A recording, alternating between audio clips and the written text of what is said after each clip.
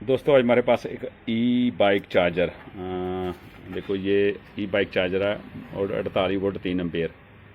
तो ये हमारे पास आज रिपेयर होने आया था। ये चार्जर एक्चुअली फुल फायर था एक्चुअली। तो बेसिकली क्या है इसका, देखो पहले ये हमारा मॉसफेट भी उड़ा हुआ था और ये एक तो हमारा ये मॉसफेट उड़ा हुआ था, एक हमारा 0.033 ओम की रेजिस्टेंस, और ये एक हमारा आउटपुट में जो फ़िल्टर है वो भी उड़ा हुआ था। तो एक बेसिकली ये एसएमडी ड्राइव में आईसी और एसएमडी रेजिस्टेंस है। एक हमारी 15 ओम की है, एक हमारी 3.3 ओम 3.3 के की है। तो ये बेसिकली इतना सामान इसमें हमारा बेसिक पहले उड़ा हुआ था। देखो मैं दिखा भी दूँ, ये हमने वैसे ये हमारा मॉसफेट है। ये हमारा आउटपुट में जो कंडेंसर लगा 333 63 वोल्ट, और ये हमारा एसएमडी जो ड्राइव में आईसी लगा हुआ है, और ये हमारी एसएमडी रेजिस्टेंस। तो बेसिकली इसमें 1 2 3 4 5 6 इसमें 6 एक्चुअली पार्ट्स उड़े हुए थे इस चार्जर में। तो बेसिकली मैं थोड़ा आपको बता दूं ये चार्जर उड़ता क्यों है, क्योंकि सबसे पहले मैं थोड़ा आपको थोड़ी इसकी बता दूं। ये जो आउटपुट में देखो ये कैपेसिटर लगा हुआ है, ये तो हमने सीरीज़ में करके लगाए हुए हैं। तो बेसिकली ये जब आउटपुट का जो कैपेसिटर है हमारा ये 330 माइक्रोफैराड 63 वोल्ट का जब वह वीक हो जाता है, यानी तो जो कैपेसिटर एक्चुअली वीक होने के कारण जो सप्लाई का पूरा लोड है जो हमारा पीछे हमारे बेस प्राइमरी सर्किट पे पड़ता है जब, तो ये हमारा मॉसफेट पे लोड पड़ने के कारण हमारा मॉसफेट शॉर्ट होता है। मॉसफेट शॉर्ट होने के साथ ही हमारी ये एसएमडी रेजिस्टेंस लगी हुई हैं, और एक हमारा जो ड्राइव आईसी लगा हुआ यूटी 3842, और हमारी एक ग्राउंड पे रेजिस्टेंस है मॉसफेट के, और ये 0.033 ओम की ये उड़ जाती है। तो बेसिकली उड़ने का कारण मेन तो हमारा ये आउटपुट में कैपेसिटर जब हमारा वीक हो जाता है, सारा लोड इस पर पड़ने के कारण ये सामान उड़ता है। तो ये सामान अभी हमने डाल तो दिया।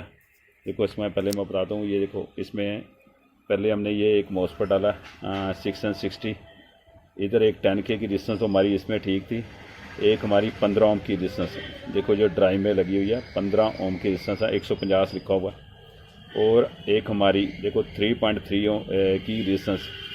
बेसिकली ये हमारी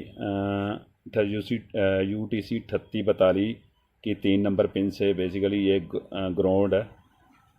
ग्राउंड मिलती है आईसी को भी, इस आईसी को ग्राउंडिंग इससे थ्रू दी हुई है। तो ये बेसिकली 2 रेजिस्टेंस से हमारी ये उड़ी हुई थी, एक हमारी 15 ओम की, एक हमारी 3.3 के की, और एक हमारा ड्राइव का आईसी उड़ा हुआ था, एक हमारी ये रेजिस्टेंस। तो ये डालने के हमारा चार्जर तो ओके हो गया हुआ है। तो अभी मैं आपको चला के भी दिखाता हूँ।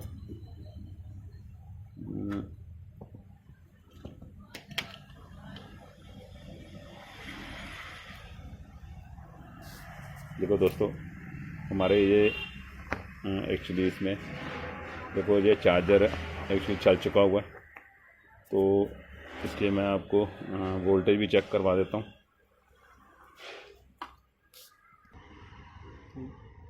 ये दोस्तों ये हमारा एक्चुअली देखो 55 वोल्ट की सप्लाई बन चुकी हुई है। तो कहने का मतलब है तो इसकी यानी आउटपुट वोल्टेज हमारी ये बेसिकली बन चुकी हुई है। तो हमारा ये चार्जर और हमारा ये चार्जर है बेसिकली रिपेयर हो चुका हुआ है। तो इसमें जो फॉल्ट मेजर आते हैं तो तभी मैं बार बार बता रहा हूँ, क्योंकि जो फॉल्ट आता है तो इसमें उड़ने का रीज़न, एक मेन रीज़न है हमारा जो आउटपुट में कैपेसिटर लगा, या कई बार क्या था आउटपुट में शॉर्टेज होने के कारण, या जो हमारा BT 151 लगा हुआ तो ये शॉर्ट होने के कारण, और जहाँ हमारा ये आउटपुट में जो कैपेसिटर वीक होने के कारण हमारा सारा लोड जो प्राइमरी सेक्शन पे पड़ता है, तो प्राइमरी सेक्शन में मॉसफेट शॉर्ट होता है, और शॉर्ट होने के साथ ही हमारा ड्राइव वाला आईसी उड़ जाता है, और साथ में हमारी 15 ओम की रेजिस्टेंस और 3.3 के की रेजिस्टेंस जो हमारी ग्राउंड पे लगी हुई है, और 0.33 ओम की रेजिस्टेंस ये हमारी एक लगी हुई है ग्राउंड पे। तो ये 0.33 ओम की रेजिस्टेंस है ये। तो ये हमारी बेसिकली उड़ जाती हैं। तो ये सामान उड़ने का कारण बार बार तभी मैं बता रहा हूँ कि ये हमारा जो आउटपुट में कैपेसिटर या आउटपुट में कोई शॉर्टेज होने के कारण हमारा प्राइमरी सेक्शन उड़ जाता है। ओके, थैंक यू दोस्तों।